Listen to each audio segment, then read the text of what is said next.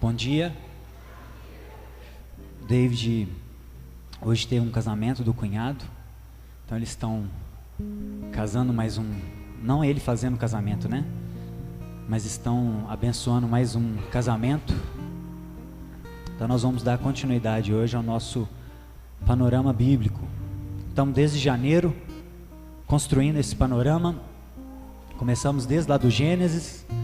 Na verdade, começamos fazendo uma linha do tempo geral e depois viemos passando em cada livro, desde Gênesis, e pensando alguns princípios de cada livro para nós.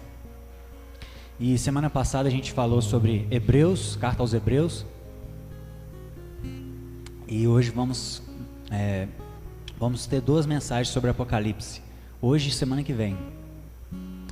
E basicamente, irmãos, o livro de Apocalipse ele é dividido em duas partes. Existe uma parte aplicável à igreja daquele tempo, do século I, e uma parte profética. Então até o capítulo 3, versículo 22, nós temos uma aplicação para a igreja local daquela época, as 7 igrejas, são as cartas às 7 igrejas. E a partir do capítulo 4, temos uma parte profética, né? Que aí existem várias visões teológicas de como interpretar essas partes, né? Alguns acreditam que são coisas que se cumpriram naquela época, alguns acreditam que são coisas que estão se cumprindo ao longo dos anos, e existe uma linha que acredita que aquilo ali tudo ainda vai se cumprir, né? Próximo da tribulação, quando Jesus estiver voltando. Mas nós não vamos focar nessa segunda parte hoje. Hoje nós vamos ficar na primeira parte, na parte pastoral de Apocalipse, que são as cartas às 7 igrejas. E Apocalipse, irmãos, significa revelação. A palavra do grego significa revelação. Tem até aquela música do Diante do Trono, né? Revelation Song. É revelação. Jesus, Deus se revelando através de Jesus, e Jesus se revelando através de um anjo a João, e João revelando a igreja. Então é uma escadinha bem interessante. Deus, Jesus, os anjos, João e a igreja, que somos nós também, né? E o João, o evangelista, é o autor da carta do livro de Apocalipse, e isso já é consenso desde o século II na igreja primitiva, e foi escrito por volta do ano de 93, 95 depois de Cristo. Então Jesus morre no ano 33, né, aproximadamente. E 60 anos depois, João escreveu o evangelho dele também, próximo dessa época, e por isso que o evangelho de João é bem diferente dos outros, por isso que ele não é considerado sinótico, porque ele traz uma abordagem bem singular de Jesus. E quando a gente entende, quando ele escreveu a carta, a gente entende um pouco melhor isso. João era o discípulo amado, aquele que reclinava no colo de Jesus. Então provavelmente ele era um dos 3 mais próximos, e dos 3 ele era o mais próximo. Então ele teve acesso a muitas informações pessoais de Jesus, confidenciais talvez. E além de que ele demorou 60 anos para escrever os seus escritos. Então ele ruminou, irmãos, durante 60 anos, tudo aquilo que eles viveram lá no ano 33. Imagina, 60 anos pensando nas palavras do Messias. 60 anos ruminando aquilo dentro de você. E aí vem o evangelho de João, que eles chamam do evangelho mais espiritual. É o evangelho que começa com o Logos, com o Verbo, que é aquele que é eterno, que sempre existiu, né? Diferente dos outros, que são mais objetivos, que são mais históricos, né? Então por isso, João teve muito tempo para refletir sobre o evangelho de Jesus. E interessante nessa época, meus irmãos, é que a partir do ano 50 mais ou menos, os imperadores romanos começaram a oprimir grandemente os cristãos. E Nero, que foi um imperador romano do ano 54 até 68, foi um dos mais famosos, né? Quem conhece aquele aplicativo Nero, né, Thales? Quem mexe com a informática sabe. Aquele programa de gravar CD, que chama Nero, é um fogo. Porque o cara era mau. Ele odiava os cristãos. Ele matou a mãe dele porque a mãe dele se converteu ao cristianismo. Esse era o nível de imperadores que reinavam nessa época. E o Domiciano, que foi um outro imperador, no ano de 81 a 96, também foi um cara muito mau. E João escreve o livro do Apocalipse nesse período, no período onde os cristãos estão sendo queimados como tochas humanas nas ruas, simplesmente por não adorarem os Césares, porque César era um título, né? E eles tinham os Césares como deuses. E quem não se dobrasse diante de César era uma blasfêmia contra Roma. Como assim? E os cristãos, os nossos irmãos, os primeiros, entregaram a sua vida, foram queimados como tochas humanas, por falar isso que nós estamos falando aqui hoje. Jesus é rei. César não é rei, Jesus é rei. Eles foram queimados em praças públicas, foram julgados nos coliseus e soltavam os leões, aquelas feras, e mulheres às vezes com crianças menores, pais que deixaram seus filhos, morreram por afirmar isso que a gente está saindo de dentro de nós aqui hoje. Jesus é rei. Os Césares não são reis. Jesus é Deus. Os Césares não são deuses. Esses são deuses falsos, esses são deuses humanos. O nosso rei é Jesus, é o Logos que encarnou e que veio nos mostrar como viver até que Ele venha. É esse que nós acreditamos. E eu entrego a minha vida por isso. Eu digo amém, né? O David já explicou para a gente o que significa amém. Amém é uma palavra muito forte. Amém significa, eu acredito nisso e entrego a minha vida por essa verdade. Isso é amém. Então, Jesus é o nosso rei. Amém. É isso que nós temos que estar preparados nesses dias para falar. Amém. Para tudo isso que nós cantamos. Inclusive lembrar que Ele vem. E esse era o contexto da carta de Apocalipse. Irmãos sendo mortos, famílias sendo separadas. E aí vem João com uma carta, com uma revelação. Então, e João, inclusive, estava exilado na ilha de Patmos, ele fala isso na carta, no livro, por causa do Evangelho. Provavelmente Patmos era uma ilha onde eles levavam os insubordinados, aqueles que eram contra Roma, aqueles que eram blasfemos contra os Césares. Então, João escreve uma carta para pessoas, para igrejas que estavam sendo perseguidas, e ele inclusive estava sendo perseguido. Ele estava falando de cadeira, né? Ele não estava falando como alguém que está fora. Não, ele estava sendo perseguido por causa do Evangelho também. E aí vem o Apocalipse, aí vem a revelação. É nesse contexto que surgem esse livro do Apocalipse. Então, irmãos, esses irmãos, muitos deles, como João, que já estava velho, já estava para os seus 80, 90 anos, já estava no final da sua vida. Muitos deles, provavelmente alguns que eram parceiros de João, ou alguns mais novos, estavam vivos. Então existiam muitas testemunhas oculares nessa época. Então esse povo, esse público, que há 60 anos atrás, se a gente for colocar hoje, 1950, 55, imagina, se Jesus tivesse vindo em 1955, João teria escrito o Apocalipse por volta de hoje. Então muitos das pessoas que estavam recebendo essa revelação tinham visto Jesus vivo, tinham visto as maravilhas dele, tinham visto ele subir aos céus e falar, eu estou indo, mas por que vocês estão tristes? Daqui a pouco eu estou voltando. Então muitas dessas pessoas eram testemunhas oculares do Messias, e viram aquelas obras maravilhosas, e viram Jesus falando que em breve voltaria. Só que agora eles estavam sendo queimados em praça pública, 60 anos depois.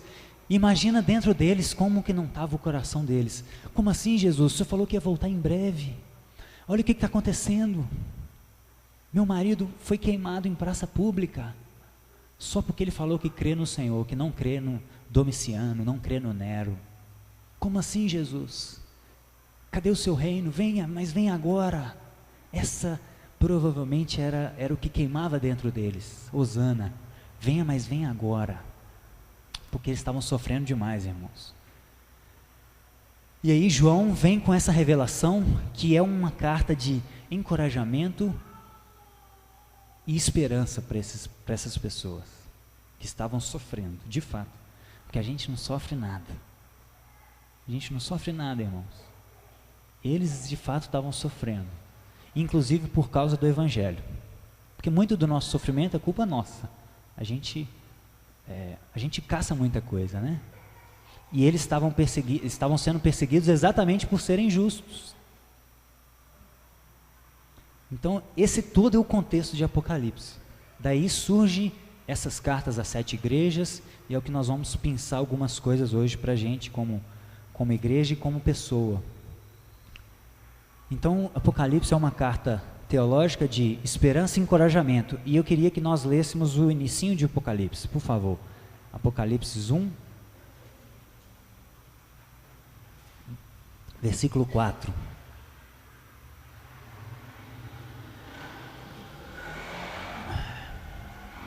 Apocalipse 1, 4. João, às 7 igrejas da província da Ásia, a vocês graça e paz da parte daquele que é, daquele que era e daquele que há de vir. O livro já começa com essa tônica. O que é agora. Aquele que era desde o princípio. Esse é o mesmo João do Evangelho, que o verbo se fez carne, o Logos, aquele que sempre existiu. E aquele que há de vir, irmãos, aquele que há de vir, dos 7 espíritos que estão diante do seu trono, e de Jesus Cristo, que é testemunha fiel, o primogênito dentre os mortos, e o soberano dos reis da terra. Ele nos ama, e nos libertou dos nossos pecados por meio do seu sangue, e nos constituiu reino e sacerdotes, para servir a seu Deus e Pai. A Ele sejam a glória, o poder, para todo sempre. Amém. Eu acredito nisso tudo que eu falei e entrego a minha vida por isso. Amém. Eis que Ele vem com as nuvens, e todo olho verá, até mesmo aqueles que os transpassaram. E todos os povos da terra se lamentarão por causa dele. Assim será. Amém. Eu sou o Alfa e o Ômega, diz o Senhor Deus, o que é, o que era e o que há de vir, o Todo-Poderoso.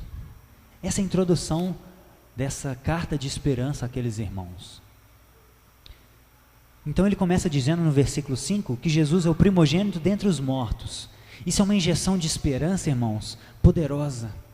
Porque João, lá em João 1,14, ele fala que Jesus era o unigênito. Então João apresenta no Evangelho o Jesus unigênito. Otário, você desliga isso aqui, por favor. João apresenta um Jesus unigênito, ou seja, aquele único gerado de Deus, e por isso que nós somos adotados, né? Porque Jesus é o único filho biológico do Pai, e nós fomos adotados. E agora Jesus é o primogênito. Por quê? Porque Jesus já tinha morrido e ressuscitado. Ele foi o primeiro a inaugurar uma nova aliança, de qual nós fomos adotados. Então ele é o nosso primeiro irmão ressuscitado.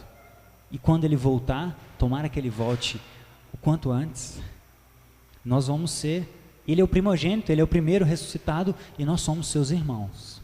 Então Jesus inaugura o reino vindouro. O reino vindouro já é, o reino de Deus já chegou. Isso é uma grande notícia para eles. Aguentam firmes, irmãos, aguentam firmes. O Jesus, aquele que era o unigênito, o unigerado, agora ele é o nosso primogênito, ele já morreu e já ressuscitou. E ele vai voltar, aquele que há de vir. Então aguentam firmes, porque ele já está chegando. Suportem as provações, suportem a dor de ter perdido um marido, uma esposa, um filho queimado em praça pública, vivo, como tocha humana. Suportem isso. Ele é o primogênito. E no versículo 6 ele diz que nos constituiu reino e sacerdotes. Isso a gente viu bem semana passada também. Jesus, o nosso sumo sacerdote eterno, perfeito, diferente do sumo sacerdote humano que entrava no templo. Jesus, quando ele ressuscita, quando ele morre, o véu se rasga, o véu do templo, que separava o lugar santo do santo dos santos. E esse rasgar do véu significa exatamente isso. Ele nos constituiu reino e sacerdotes. Então antes era preciso um sacerdote humano, falho como nós, para entrar no santo dos santos e oferecer o sacrifício para nós. Nós éramos como ovelhas, que precisavam de um representante perante Deus. Agora Jesus, o nosso sumo sacerdote eterno, entra no santo dos santos do eterno, se entrega como sacrifício eterno de uma vez por todas, o véu se rasga e agora nós somos um reino de sacerdotes. Agora nós não precisamos mais de mediadores. Não precisamos mais que alguém ofereça sacrifício por nós. Não somos mais ovelhinhas. Agora nós somos sacerdotes. Não tem mais como um pastor ser cristão para nós. Não tem mais como um padre ser cristão para nós. Agora é com a gente. Nós somos sacerdotes. E é por isso que nós tentamos funcionar como um corpo de sacerdotes. Um começa o culto, o outro nos abençoa com a música, o outro nos abençoa com a palavra. E o microfone está aqui. Um pode orar por nós. Nós não dependemos de uma pessoa mais. Nós não dependemos do David. O dia que a gente depender do David, nós estamos perdidos. O dia que a gente chegar no culto e não tiver ninguém para pregar e nós não tivermos uma palavra para trazer, nós estamos perdidos. Nós estamos ainda vivendo na aliança antiga, onde alguém oferecia o sacrifício por nós, alguém era crente por nós, mas agora nós somos sacerdotes, nós somos responsáveis pela nossa vida. Nós vamos prestar contas diante de Deus individualmente, das nossas ações, daquilo que Ele nos confiou, dos nossos dons. Isso nos traz um temor muito grande. Nós somos responsáveis.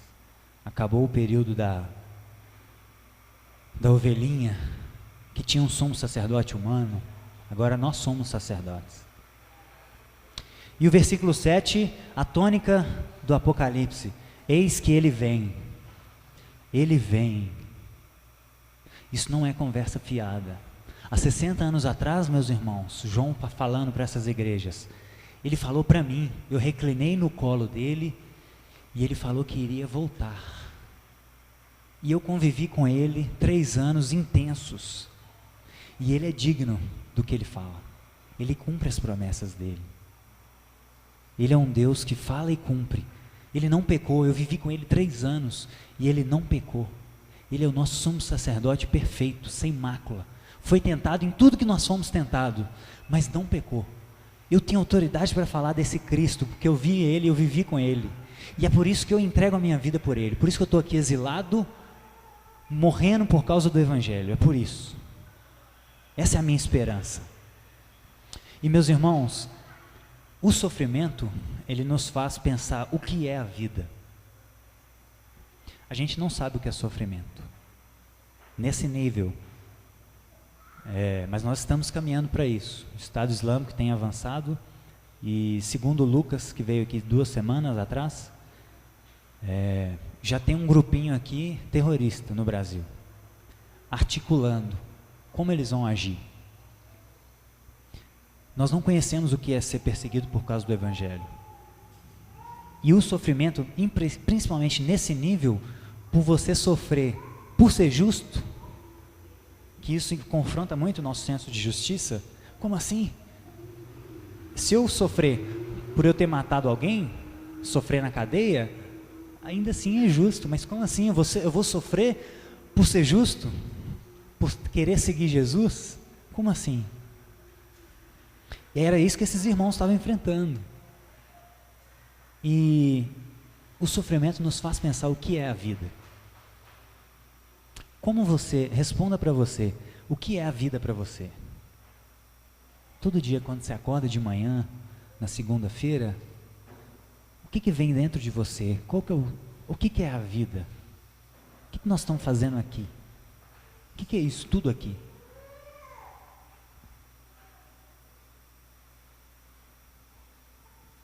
E o que é a vida, meus irmãos? O que a Bíblia nos diz o que é a vida? Imagina uma noiva recém-casada, acabou de sair da igreja, o carro está parado na porta, e o marido coloca a noiva, abre a porta do carro, coloca a noiva no banco e diz para ela o seguinte: minha amada, aguarda 5 minutinhos, que eu só vou pegar os nossos presentes para a gente ir para casa. A vida são esses 5 minutos. Tudo aquilo que a gente acha que é vida, esse tempo todo que a gente acha que é vida, que a gente ainda tem muito tempo pela frente, que Jesus podia voltar depois que eu terminar minha faculdade, depois que eu casar, depois que eu tiver meus filhos, e ter uma aposentadoria regalada, para eu poder viajar quando eu quiser, e realizar todos os meus sonhos. Tudo isso que a gente acha que é vida, são 5 minutinhos, entre aquela despedida do noivo, que foi buscar, preparar lugar, e já voltar em seguida para levar a noiva para casa. Isso é a vida, são 5 minutos. E se a gente enxergar a vida dessa forma, a gente muda toda a nossa concepção do que é a vida. A gente muda todas as nossas segundas-feiras pela manhã. A gente vai acordar de uma forma diferente. A gente vai começar a agir de forma diferente. Porque afinal, são só 5 minutos. Mas como a gente está preso dentro do tempo, como nós somos seres criados dentro do tempo, né? Deus está fora do tempo. Ele disse: haja, e o universo surgiu, o espaço-tempo surgiu e está se expandindo. Aquilo ali é o tempo, ele está fora do tempo. Ele não sabe o que é envelhecer, ele não sabe o que é adoecer, ele não sabe o que é isso. Mas nós sabemos, porque nós somos criados dentro do tempo. Por isso nós somos finitos, por isso que o nosso tempo está passando, o relógio está passando. Quando a gente nasce, a gente já começa a morrer, já começa a contar o contrário. A partir do momento que nasceu, o relógio já inverte, é negativo. 90 anos, 79, 60, 50. Isso é a vida. E quando a gente olha para esse curto período de tempo, se a gente for olhar só a história da humanidade, nós vemos aí que tem evidências de 10, 15, 20 mil anos para trás, antes de Cristo, e de Jesus para cá já são 2.000 anos. Se a gente olha a nossa vida, quantas pessoas já passaram na história. Você conhece o seu tataravô? Seu bisavô. Você conhece o seu bisavô? Você sabe pelo menos o nome dele? Eu não conheço meu bisavô. Eu perdi meu pai com 7 anos. E mal minha avó eu conheci, materna. Eu só conheci minha avó até os 13 anos. Irmãos, daqui 150 anos, ninguém vai lembrar da gente. Já pensou nisso? Daqui 150 anos, nós vamos estar numa lápide, em algum lugar, e ninguém nem vai lembrar da gente. 150 anos. 2167. Talvez até menos. Isso é a vida. Tudo isso aí é a vida. E é aquilo que a gente floreia demais. A gente floreia a vida demais. Mas porque a gente está preso nesses 5 minutos. A gente fica ansioso. Nossa, mas por que o noivo não está vindo dentro do carro, né? E o tempo ele passa diferente para quem está dentro do banheiro e quem está fora. Quem está apertado, 5 minutos é uma eternidade. Mas para quem está dentro e o outro está lá batendo na porta, vamos meu filho, está demorando, ele come aí, nem começou. O tempo passa diferente. Isso é o que eu acredito que Einstein quis dizer com a teoria da relatividade, né? Dependendo de como a nossa situação é, o tempo passa de forma diferente. Então, se nós somos uma pessoa que está do lado de fora do banheiro, ansiosos, nossa, mas o noivo não vem, a vida vai passar muito rápido. O tempo é diferente. Então a vida é isso, são 5 minutos. Se você for comparar, desde quando Deus sempre existiu, para o hoje e para tudo que vai vir pela frente, a vida é uma faísquinha. E mesmo dentro dessa faísquinha que a gente entende como história da humanidade, a nossa vida ainda é um pedacinho ainda. Porque daqui 150 anos a gente já vai ser esquecido. Talvez nossos bisnetos nem lembrem quem somos nós. E a gente floreia esses 5 minutos. A gente acha que esses 5 minutos são, uau, é isso que é a vida. Mas não é. Isso é só um tempo de espera. Nosso noivo foi preparar lugar para nós e já está voltando. Aí a grande questão é, o que nós vamos fazer com esses 5 minutos? O que nós vamos fazer com esses 5 minutos? Como que nós vamos viver? Nós vamos viver preocupado como quem está fora do banheiro, ansioso, preocupado com coisas demais?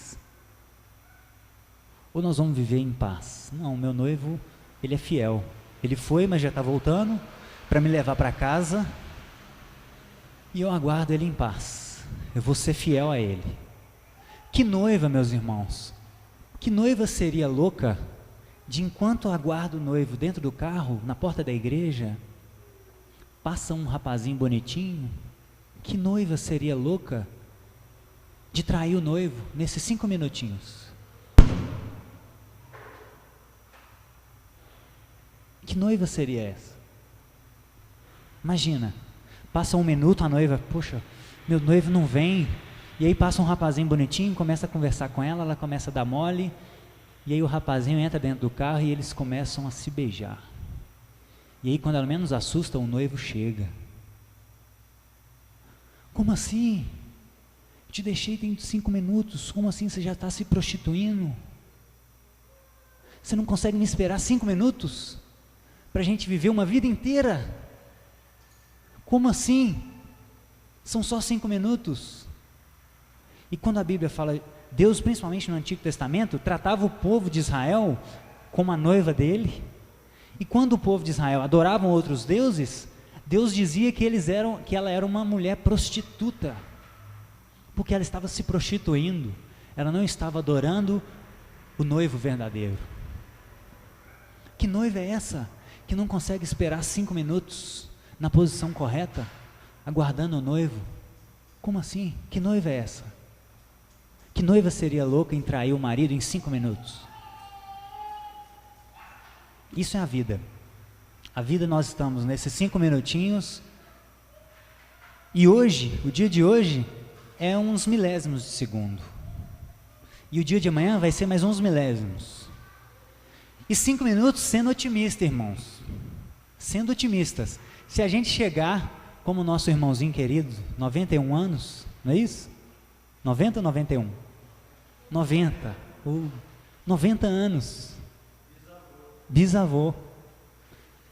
5 minutos, considerando que a gente vai chegar lá, com essa força toda, com essa energia. Mas pode ser 4 minutos. Pode ser 3. Pode ser 2 minutos. Eu já estou com 30, então eu já estou com 1 minuto e meio vencido. Talvez, se eu chegar lá, eu estou nos meus últimos 4 minutos e meio de vida. 3 minutos e meio. Quem está começando agora, talvez tenha 5 minutos. Mas talvez a gente tenha só 1 minuto. Talvez 30 segundos. E que noiva é essa que não consegue esperar minutos a volta do noivo? Na posição correta, fazendo aquilo tudo que ele nos deixou. Que noiva é essa?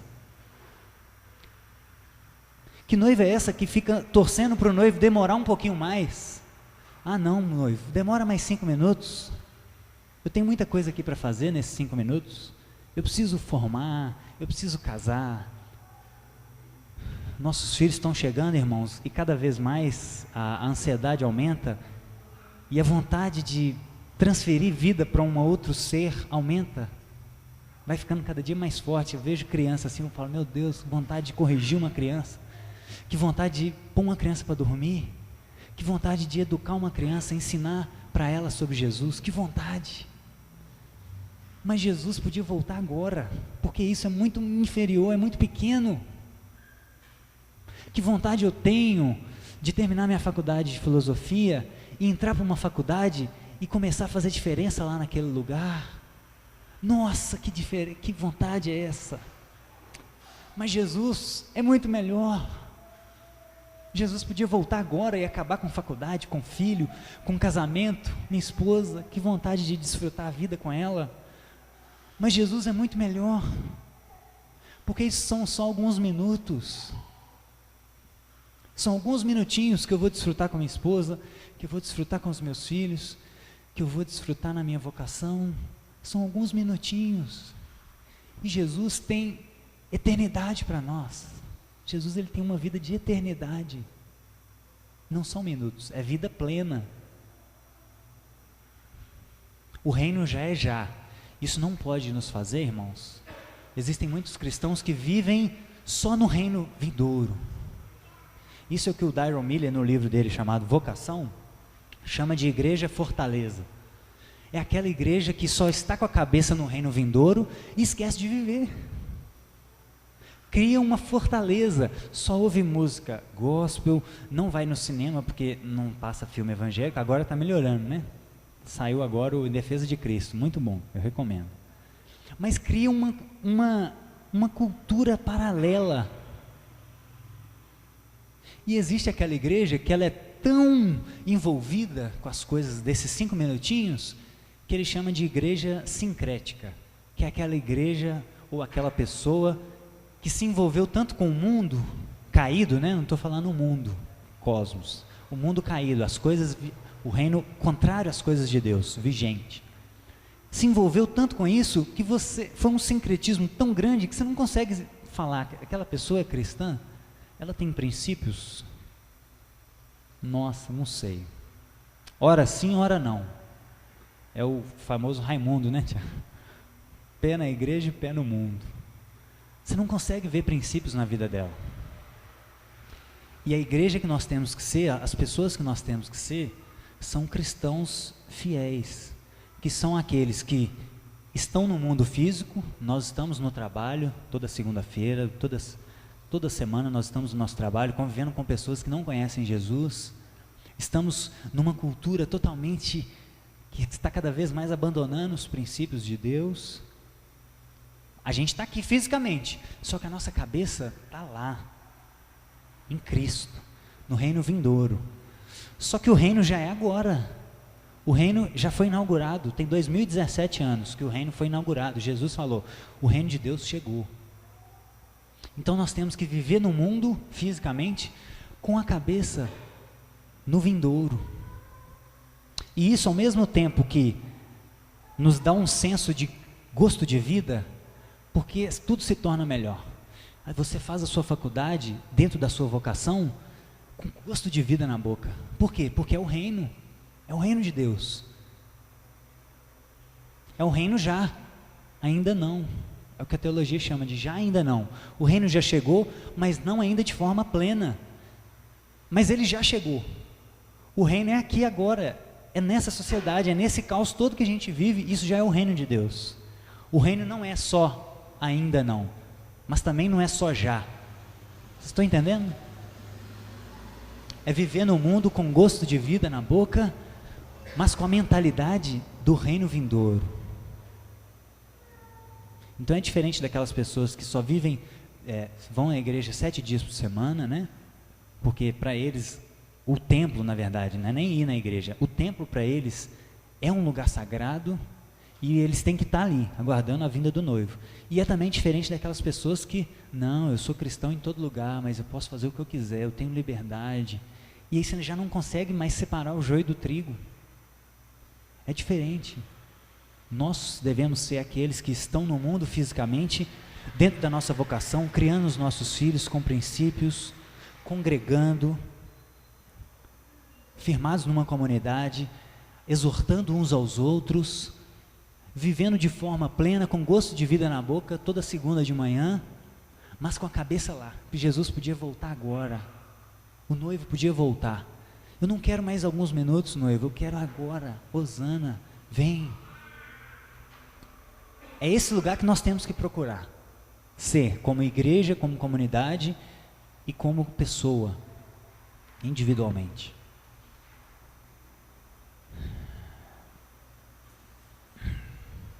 Esses 5 minutinhos, irmãos, como a gente vai viver eles? Quais vão ser nossas prioridades? Prioridades fúteis? Nós vamos batalhar por um tesouro que o ladrão e corrói, traça, corrói, ladrão rouba. Quais vão ser nossas prioridades nesses 5 minutinhos? Nós vamos fazer uma faculdade porque ela dá dinheiro ou porque ela tem status? Ou nós vamos fazer aquilo que a gente foi chamado para fazer? Nós vamos deixar de ter filho para a gente ter mais liberdade? Para a gente ter mais conforto? Para a gente ter mais possibilidades de viajar com o nosso cônjuge? Ou nós vamos transferir vida para outros seres? Nós não vamos congregar, porque congregar dá trabalho, as pessoas cobram de mim, cobram uma vida reta, e eu não gosto de ninguém me cobrando alguma coisa. É assim que nós vamos viver? Quais são as nossas prioridades? Nesses 5 minutinhos, isso tem que ficar firme na nossa cabeça. Quais são nossas prioridades nesses 5 minutinhos? E aí, irmãos, depois desse jato de esperança que João deu nesse início, no capítulo 1, para aqueles irmãos que estavam sofrendo muito, vem um diagnóstico. Ele começa a falar especificamente com cada igreja. Éfeso, Esmirna, Laodiceia, Sardes. Então primeiro ele começa falando o seguinte: olha, eu vi o verbo que se fez carne, ele é o Logos, ele é o primogênito dentre os mortos, ele vem, aguenta firme, meus irmãos. E aí agora ele começa a falar o seguinte: Deus te ama do jeito que você está, vocês estão, mas temos algumas coisas para conversar, temos alguns diagnósticos. O fato da gente viver 5 minutinhos não quer dizer que a gente pode viver do jeito que a gente quer, não. Deixa a vida me levar, não. São 5 minutos, mas são 5 minutos pontuais, que a gente precisa viver de uma maneira específica. Então eu vou fazer um diagnóstico para vocês, irmãos, dessas 7 igrejas, para ver o que há de positivo e o que há de negativo. Para que a gente continue no positivo e que a gente conserte algumas coisinhas que são negativas. Então primeiro vem um jato de esperança, depois vem um diagnóstico. Olha, o fato de a gente viver só 5 minutos não quer dizer que a gente tem que viver do jeito que a gente quiser. Isso é um erro muito comum no nosso meio. Deus me ama do jeito que eu sou. Isso é verdade. O problema é que tem muita gente usando isso para viver na libertinagem, para viver de forma desleixada. E o próprio Paulo nos alerta, a Bíblia é fantástica, eu acho que é em Gálatas: não use a liberdade de vocês para dar vazão à carne. Uau! Desde aquela época já tinha gente usando da liberdade de forma indevida. Ah, eu sou livre. Jesus veio para nos libertar da escravidão da lei. A lei foi extinta, agora nós somos livres. Livres para quê? Como a gente viu quando a gente falou dos 10 mandamentos, a lei é uma cerca de proteção. Só há liberdade de fato num lugar seguro. E a lei de Deus é para nos proteger. Deus não é um quebra-prazer. Deus não é um desmancha-prazer. A lei dele é para proteger esses 5 minutinhos. Para que a gente viva de forma o mais próximo ao que ele pediu possível, para que quando ele voltar, ele encontre uma noiva na posição correta, aguardando no carro, bonitinha, cheirosa, com a roupa branquinha, sem se contaminar, sem se prostituir. É isso que ele quer, é isso que ele está esperando. Uma noiva limpinha, cheirosa. E às vezes a gente sai do carro e cai na lama, né? E aí o noivo volta, a gente está sem a candeia, porque às vezes ele volta à noite, né? Igual aquelas virgens, e a gente está todo sujo, E aí? O noivo vai nos colocar de volta dentro do carro todo sujo? Então começa uma... E eu queria focar em duas igrejas. A igreja de Esmirna e a igreja de Laodiceia. E o interessante, irmãos, que dessas 7 igrejas, 4 delas têm coisas positivas e negativas. Jesus começa falando, olha, eu conheço as suas obras, a sua fidelidade, a sua fé, você resistiu às provações, mas eu tenho contra você isso, isso, isso. Então, de 7 igrejas, 4 têm coisas positivas e negativas. 2 têm coisas só positivas. E uma tem coisa só negativa. Então, nós vamos focar na igreja de Esmirna, que a partir do capítulo 2, versículo 8, a igreja de Esmirna só tem coisa positiva. E a igreja de Laodiceia só tem coisa negativa. Então vamos ler, capítulo 2, versículo 8. Carta à igreja de Esmirna. Ao anjo da igreja em Esmirna, escreva: essas são as palavras daquele que é o primeiro e o último, que morreu e tornou a viver. Conheço as suas aflições, a sua pobreza, mas você é rico. Conheço as suas aflições e a sua pobreza, mas você é rico. Conheço a blasfêmia dos que se dizem judeus, mas não são, sendo antes sinagoga de Satanás. Não tenha medo do que você está prestes a sofrer. O diabo lançará alguns de vocês na prisão, para prová-los, e vocês sofrerão perseguição durante 10 dias. Seja fiel até a morte, e eu lhe darei a coroa da vida.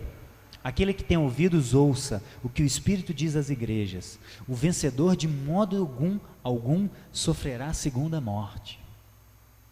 Essa é a igreja de Esmirna, a igreja que achava que não era, mas era. São 2 igrejas opostas que nós vamos focar hoje. Aquela que pensa que não é nada, mas é. E aquela que pensa que é alguma coisa, mas não é nada. E talvez a gente se identifique com uma delas, tanto como comunidade, quanto como pessoa. Irmãos, versículo 9, Jesus dizendo para a igreja: eu conheço as suas aflições. E como a gente já falou nessa série na última vez, Jesus ele diz conheço em 2 sentidos. Jesus ele tem ciência das aflições, mas também ele passou por elas. Ele conhece na carne dele. E é isso que nós vimos semana passada. O nosso Deus é um Deus que não está no mundo das ideias. Não são os deuses gregos que só vivem no mundo das ideias. O nosso Deus se fez carne e experimentou o sofrimento, experimentou as tentações, e por isso ele tem autoridade para falar conosco. Ele conhece de carteirinha. Ele sabe o que é sofrer. Ele sabe o que é ser cuspido, ser humilhado. Ele sabe o que é isso. E por isso que ele começa falando para essa igreja que era pobre: conheço as suas aflições e a sua pobreza, porém você é rica. Isso é muito interessante. Você se acha pobre, mas você é rica. Você acha que você não é nada, mas você é. Então talvez você se ache um nada, se ache um zero à esquerda. Se você se acha um zero à esquerda, você está no bom caminho, porque você que é. Você é. Quem acha que é alguma coisa, não é nada. Mas se você se acha, se você acha que você não é nada, é porque você é. E Jesus começa a falar isso para essa igreja. E a lógica do reino de Deus, irmãos, ela é muito diferente da lógica da nossa cultura vigente. É muito diferente. Na maioria dos casos, ela é o oposto. Na maioria dos casos, tudo que você ouvir por aí, inverte. É quase uma regra. Inverte que o reino de Deus funciona com essa lógica. É quase sempre assim. Algumas delas. Vamos lá em Marcos 8,35. Marcos 8,35.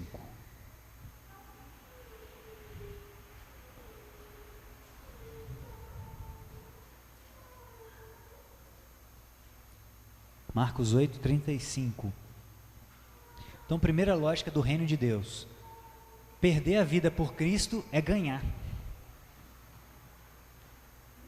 Então, no reino de Deus, quem perde, ganha. Não é quem ganha, ganha. Não, é o contrário. No reino de Deus, quem perde é que ganha. Olha só, a partir do 34. Então ele chamou a multidão e os discípulos. Chamou a multidão e os discípulos. E disse: se alguém quiser me acompanhar, negue-se a si mesmo, tome a sua cruz e siga-me. Pois quem quiser salvar a sua vida, a perderá. Mas quem perder a sua vida por minha causa e pelo Evangelho, a salvará. Então, no reino de Deus é tudo contrário. Se você quiser ganhar, você tem que perder. Se você quiser ganhar a vida, se você quiser ter vida, você tem que perder a vida. É o contrário. Filipenses 1:29. Segunda lógica do reino de Deus: sofrer por Cristo é um privilégio. Então, no reino de Deus, sofrer é um privilégio, né, Tiago? A gente falou ontem lá. Sofrer por Jesus é um privilégio muito grande. E o que dizem por aí que sofrer é ruim. Você tem que fugir do sofrimento, você tem que buscar felicidade, você tem que buscar ganhar a vida, né? Trabalhar para ganhar a vida, mas a vida já foi dada de graça, a gente não precisa trabalhar por ela. Se a gente quiser ganhar a vida, a gente tem que perder a nossa. Filipenses 1:29. Pois a vocês foi dado o privilégio de não apenas crer em Cristo, mas também de sofrer por Ele. Paulo, também um discípulo que sofreu muito, lá em 1 Coríntios ele fala quantos naufrágios, quantos açoites, quantas vezes passou fome, frio, nudez, por causa do Evangelho. E dizem que no final da vida dele, ele era um velhinho, carequinha, todo arrebentado. E ele fala: eu trago no meu corpo as marcas de Cristo. Então esse indivíduo, esse tipo de pessoa, escreve isso para nós: irmãos, a vocês foi dado o privilégio não apenas de crer em Jesus, mas de sofrer por Ele. Então, no reino de Deus, sofrer por Cristo, não sofrer pelas nossas más escolhas, não isso. Sofrer por Cristo é um privilégio. No reino de Deus é tudo invertido, quase sempre. E sofrer por Cristo, Atos 5, é motivo de alegria. Olha isso, irmãos. Atos 5, 40 a 41. Atos 5, 40 a 41.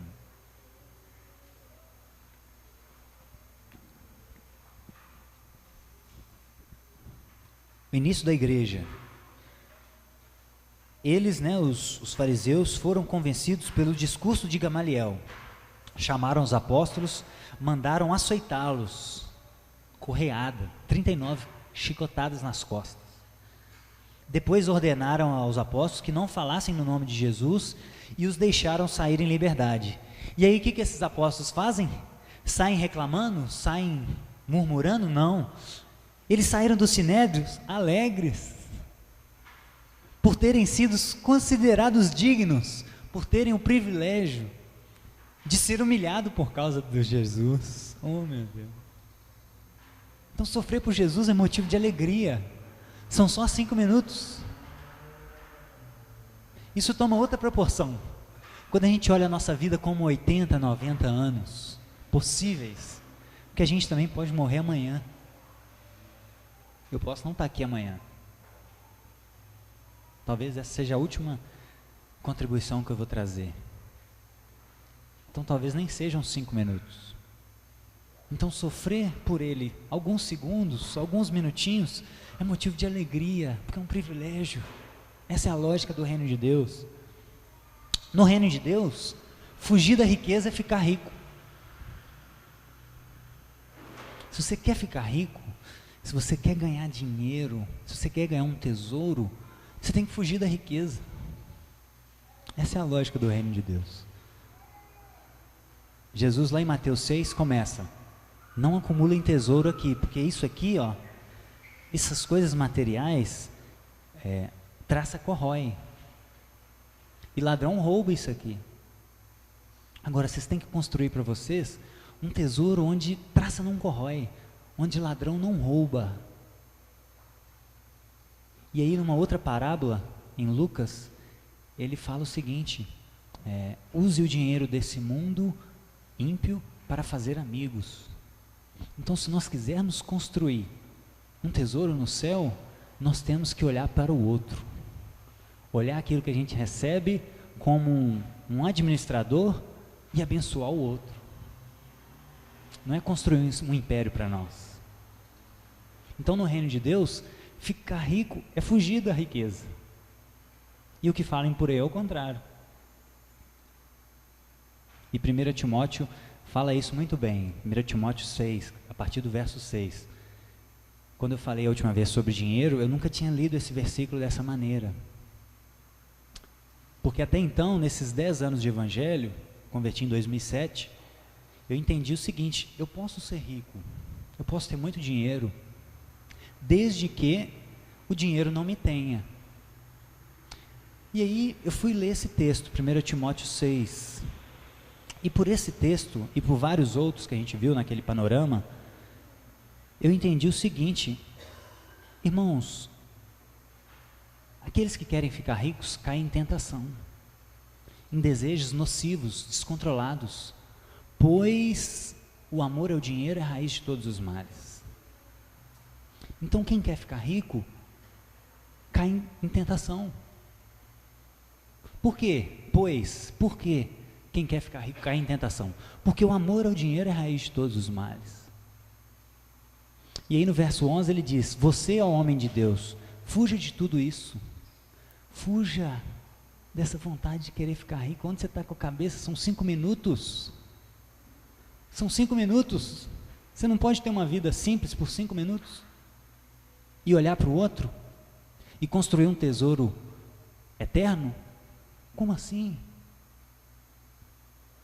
Então, hoje eu entendo que a forma da gente saber se a gente ama ou não o dinheiro é o que está dentro de nós, é o nosso desejo. Eu quero ficar rico. Ou melhor, você quer ficar rico para Deus ou para você? Você quer construir um tesouro no céu ou na terra? E isso não tem a ver com o quanto a gente produz. Um empresário, ele pode produzir 20, 30 mil reais por mês. A questão não é o que ele produz, é como ele administra isso. Não é um voto de pobreza como os franciscanos, né, vivem. Nós podemos produzir riqueza, nós podemos cultivar a terra. A questão é o que nós vamos fazer com o fruto da terra. Então, meu sonho um dia é poder ganhar muito dinheiro, mas o máximo que eu puder. Mas investir isso como Deus investiria, como Jesus olha, como Ele quer. Esse é o meu sonho. Mas talvez no meu coração não permita isso ainda. Talvez a hora que eu ver aquele tanto de dinheiro eu vou cair. Então a minha oração hoje é Provérbios 30 ou 31, se eu não me engano. É a oração de Agur. Pai, me dê o alimento necessário, porque pode ser que eu tenha demais e se esqueça de Ti, ou pode ser que eu tenha de menos e venha blasfemar.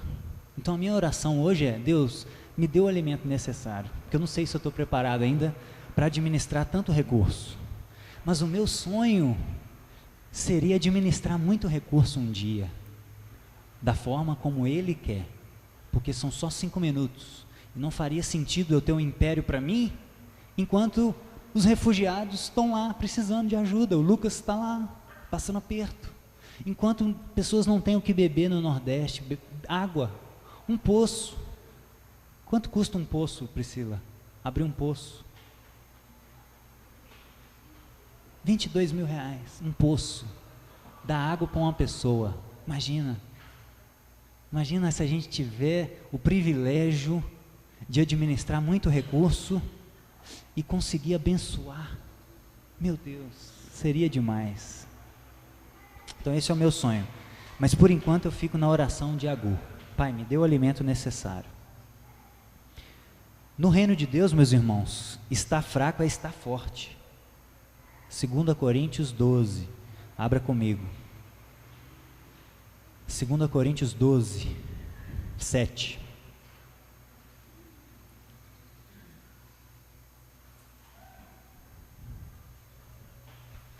Paulo falando aos Coríntios, o início é muito interessante. Para impedir que eu me exaltasse, por causa da grandeza dessas revelações, ele tinha acabado de falar da revelação do céu, né? Foi-me dado um espinho na carne, um mensageiro de Satanás para me atormentar. 3 vezes eu pedi ao Senhor que me tirasse ele, mas ele disse: a minha graça é suficiente para você, e o meu poder se aperfeiçoa na fraqueza, não é na força, é na fraqueza que o meu poder se aperfeiçoa. Portanto, eu me gloriarei ainda mais alegremente em minhas fraquezas, para que o poder de Cristo repouse em mim. Por isso, por amor de Cristo, eu me regozijo nas fraquezas, nos insultos, nas necessidades, nas perseguições, nas angústias. Porque quando eu sou fraco é que eu sou forte. Então, no reino de Deus, quando você está fraco, quando você é como essa igreja de Esmirna, quando você acha que você não é nada, aí que você está forte. Porque você não está confiando no seu braço, você está confiando no Cristo. E Paulo começa falando isso: para que eu não me exaltasse, foi-me dado um espinho na carne. Porque se Deus der corda demais para a gente, irmãos, nossa, nós vamos se achar demais. Se Deus der corda, e eu acho que Ele tem um espinho na carne para cada um de nós, que da mesma forma como Paulo pediu 3 vezes e ele não tirou, eu acho que cada um de nós tem um espinho na carne para que a gente não se exalte. Cada um tem uma dificuldade numa área para que a gente não se glorie. Pode ser dinheiro, pode ser sexo, pode ser família, pode ser o que for. Todos nós temos um espinho na carne, eu acredito. Talvez até mais, né? Talvez a gente tenha mais de um. Mas tudo isso para que a gente não se exalte, para que a gente confie na pessoa certa. Porque quando a gente está fraco, é que a gente é forte. O dia que a gente não depender mais do Espírito Santo aqui, e falar: Deus, nos ajuda, porque sem o Senhor a gente não pode nada. Nós estamos perdidos. O dia que eu achar que sou eu que estou fazendo alguma coisa, que eu estou perdido, eu já caí. E mais 2, no reino de Deus, quem se humilha é exaltado. Lucas 18:14. E, para finalizar essa parte, as partes do corpo que parecem menos importantes são indispensáveis para o corpo. 1 Coríntios 12:21. Um pouquinho para frente aí mesmo onde você está. 1 Coríntios 12:21. Primeiro ou segundo? Eu estou em segundo. Não, é primeiro isso. Volta um pouquinho lá, 1 Coríntios 12. A gente estava em 2 Coríntios. Eu falei 1 Coríntios, irmão? Desculpa. O estar fraco é ser forte, é 2 Coríntios. Tá? Desculpa. Agora é 1 Coríntios 12:21. Paulo falando dos dons espirituais e tratando o corpo, tratando a unidade. Olha o que ele fala. O olho não pode dizer à mão: eu não preciso de você. Então a gente falou semana passada sobre a importância de congregar, de estarmos juntos para nos preparar para a vinda do noivo. E aí isso é importante para nós. A mão não pode olhar para o pé e falar: eu não preciso de você. Nem a cabeça pode dizer aos pés: não preciso de vocês. É o que eu falei para a Vanessa. A Vanessa, com essa viagem, ela é a pontinha do dedo e nós somos o ombro, e ela chega onde a gente não consegue. E o ombro precisa do dedo para coçar ele, e o dedo precisa do ombro para esticar o braço. Então um complementa o outro. Então a Vanessa vai lá, nós abençoamos ela, e ela nos abençoa com o testemunho, e aí a gente serve uns aos outros. Ao contrário, versículo 22, os membros do corpo que parecem mais fracos são indispensáveis. Os membros que pensamos serem menos honrosos, tratamos com honra especial.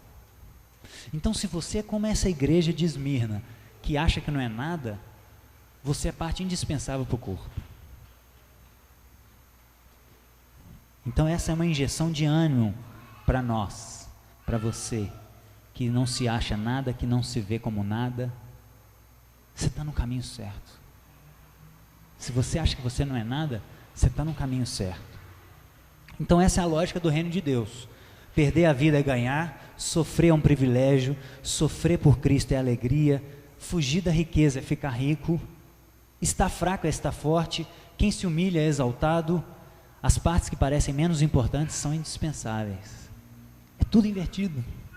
O reino de Deus é tudo invertido. E aí nós vamos finalizar para a igreja de Laodiceia, Apocalipse 3,14. É a última igreja, Apocalipse 3,14.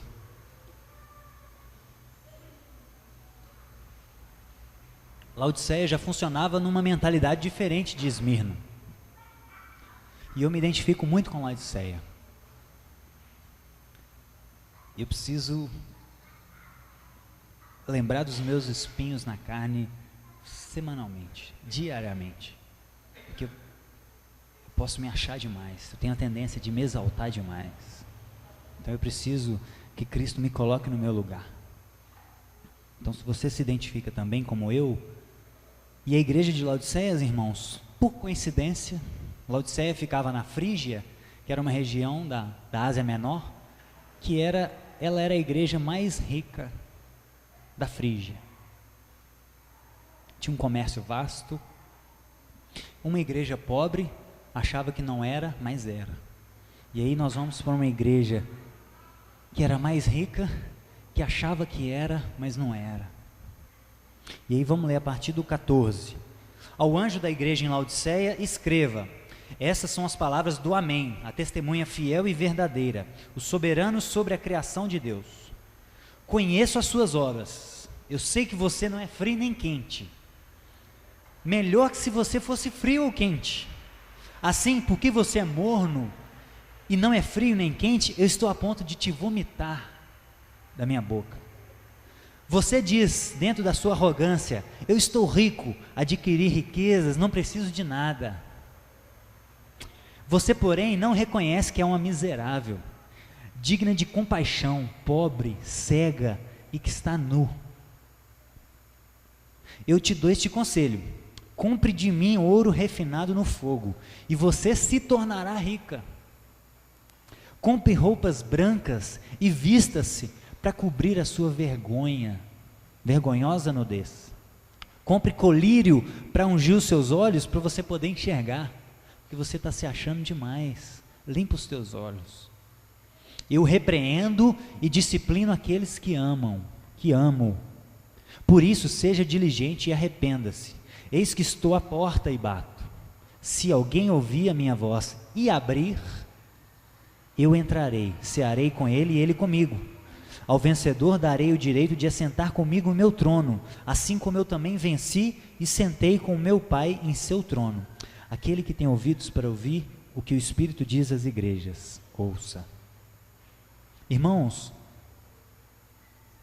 facilidades tiram a gente do foco muito fácil. Aquela igreja pobre achava que não era, mas ela era. E essa aqui, que era a mais rica da região, que se dizia para si: eu adquiri riquezas, eu não preciso de nada. Não era nada, era pobre, era miserável, era digna de compaixão, era nu, estava nu. As facilidades têm um poder muito forte de tirar a gente do foco desses 5 minutos. Quando a gente vai ver os irmãos que estão sendo perseguidos ao longo do mundo, eles dariam tudo para ter uma página dessa Bíblia aqui, ó. Eles dariam tudo, porque eles estão se reunindo em lugares escondidos, porque eles não podem falar que eles são cristãos, e eles são perseguidos por isso, e eles não têm Bíblia, e a gente precisa de traficantes, né, como o Lucas, que trafica Bíblias para lá. Então o reino de Deus precisa desses traficantes. E a gente tem Bíblia doidado, 3, 4, 5, 6 Bíblias na nossa casa, e não lê a Bíblia, porque é fácil demais. Eu tenho 3 lá em casa, 4, eu vou ler isso para quê? A facilidade, ela tira a gente do foco muito fácil.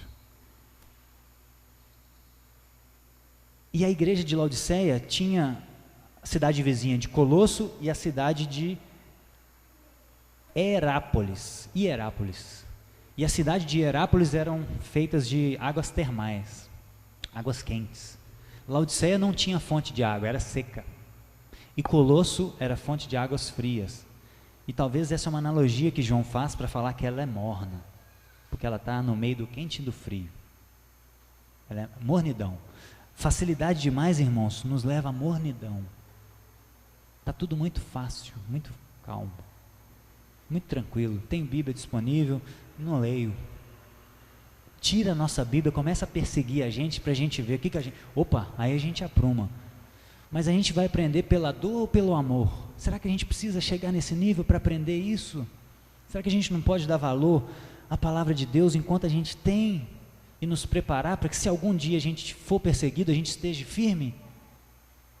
Ou a gente vai continuar nessa mornidão e o dia que chegar o dia de perseguição, se houver, a gente nega a fé, a gente abandona Jesus, porque na verdade não tem muito valor para a gente. O que a gente vai fazer nesses 5 minutos? Como a gente vai se preparar para o noivo? O noivo está voltando. E que noiva é essa que não anseia o noivo voltar? Está mais preocupada em estender esses 5 minutos? Que noiva é essa? E para nós, para você que se identifica também com essa arrogância da Laodiceia, no reino de Deus, os primeiros são os últimos. Mateus 20, 16. E esses somos nós, que olha o ladrão na cruz, que roubou a vida inteira, que é um miserável como nós, e aí Jesus perdoa ele, porque ele se arrependeu de fato na cruz, e a gente vira e fala assim: ah, mas aí é muito fácil, né? Eu estou aqui dando meu dízimo, indo na igreja 2, 3 domingos no mês, isso é muito fácil. Aí é muito fácil, Jesus. Que injustiça é essa? O cara se arrepende na cruz e o Senhor salva ele? Esse era o contexto desse texto de Mateus 20.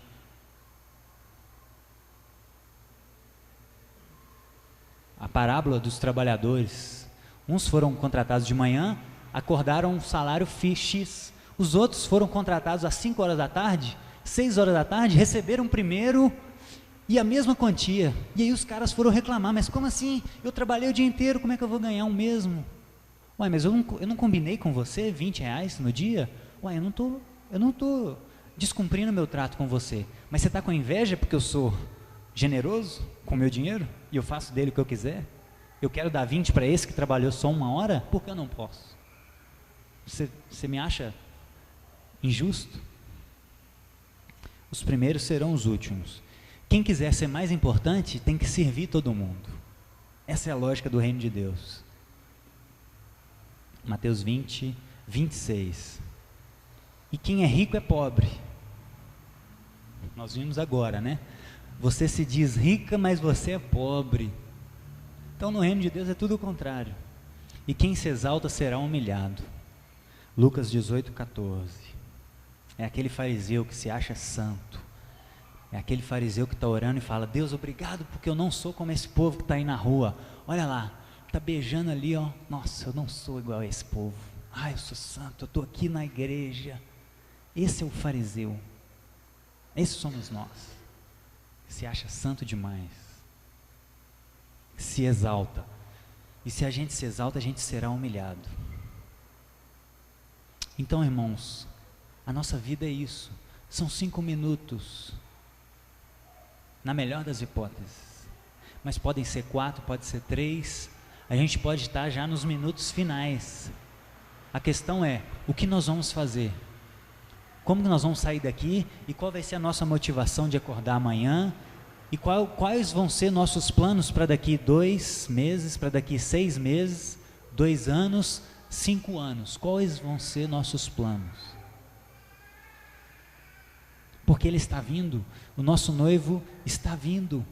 Se a gente não conseguir viver 5 minutos na posição correta, nós estamos perdidos.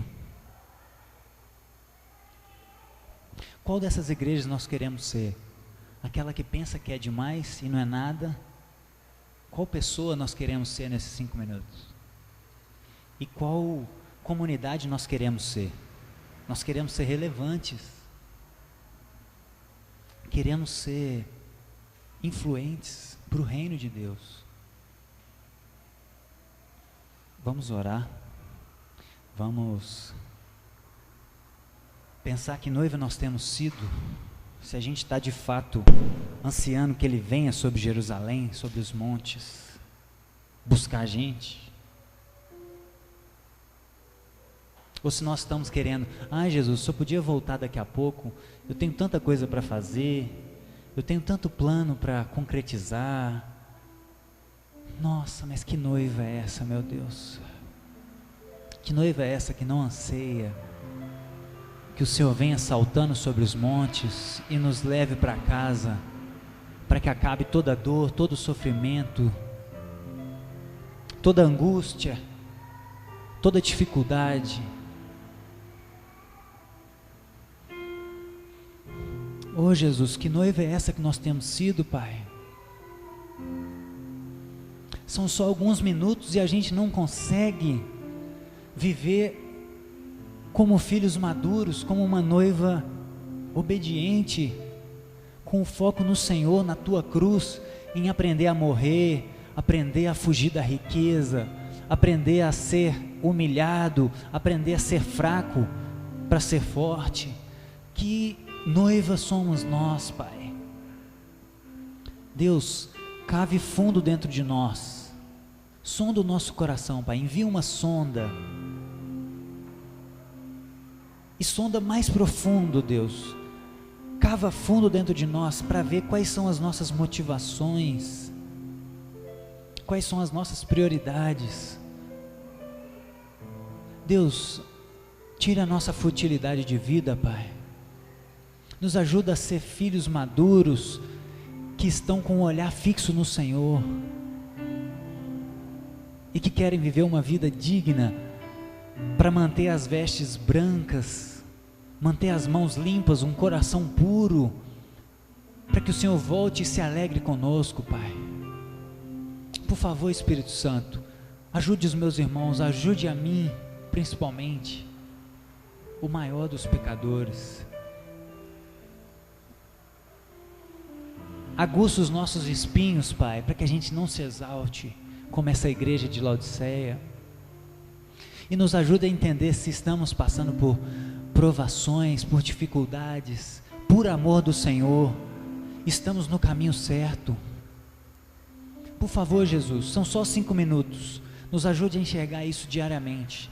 São só alguns minutos, já está acabando, já está terminando, o Senhor já está vindo, Pai, e nós desejamos que seja agora, Pai. Hosana, é urgência, Jesus. Nós sentimos uma saudade incontrolável, Pai. Então nos ajuda, Deus, a seguir todos os dias nesse caminho. Nos ajuda em nome de Jesus.